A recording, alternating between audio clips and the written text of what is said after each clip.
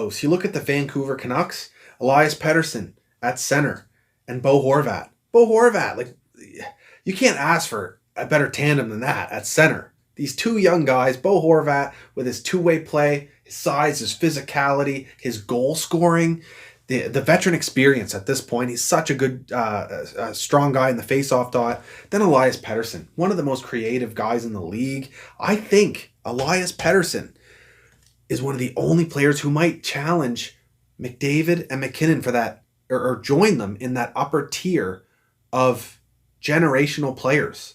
He's that good. You could argue Matthews is there, of course, but yeah, Elias Pettersson is a special player. And then you got Brock Besser, the way he can finish. JT Miller, strong physical play, plays with some grit, but he's got some insane offensive skill. The dangles, the shot. And yeah, but after that, it starts to drop off for Vancouver. The bottom six is, not the greatest. You got Gaudette and Suter who can play center. Roussel, strong, can bang, but, I don't know. Virtanen, he's a good power forward. He's finally starting to come about it in his career. But, I think the bottom six just really drops off for the Vancouver Canucks. Then you look at their decor, and they lose Tanev, one of the main pieces of their leadership group, and he's a strong defenseman. They lose him. However, they bring in Nate Schmidt. I actually think that's a win there. I think they win that swap. Nate Schmidt is a very special defenseman. He's a righty. They're hard to come by. I think he could potentially be a very strong number one center for the Vancouver Canucks for a long time to come.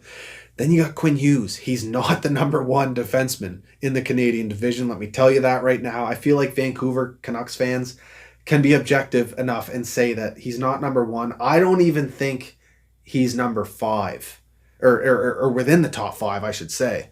No. Why don't we just go into that right quick? I got Weber in the top 5. I got Petrie in the top 5. I got Nate Schmidt in the top 5.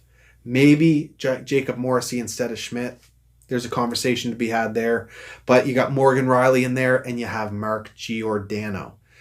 Quinn Hughes, after one season, despite the offensive numbers, he's got to prove a little bit more, especially defensively, and in the the assignments that he gets, that he's truly in that top 5 in the Canadian division, because there's some extremely strong and experienced defensemen in this division, and he is not that at this point. Anyway, Tyler Myers, big and strong. He can still defend. Skating's got to improve a little bit, but then you have Alex Edler. Very strong defensively, strong offensively, veteran, poised with the puck. This defense is very strong. So the big weakness for the Canucks is going to be their depth and their bottom 6. If they deal with injuries, they are absolutely screwed. They also have a situation in goal that is unproven. Thatcher Demko, despite how well he played in the return to play, he has to prove it in the season. That's, forthcoming. And then you got Braden Holtby coming off a couple bad seasons. I actually do think the refresh for Holtby could really work.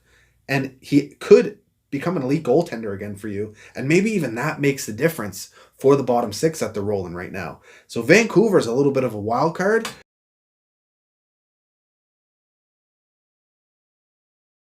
If you like this new series, hit the subscribe button, the bell for notifications. You can also follow me on Instagram, Twitter, and Facebook at Scotian Canadian. I also have a more in-depth, more serious breakdown of the Canadian division with my buddy Tyler, and we're also planning to cover the World Juniors a bit here through the tournament. So check out those links down in the description, and I'll talk to you soon. Cheers, guys.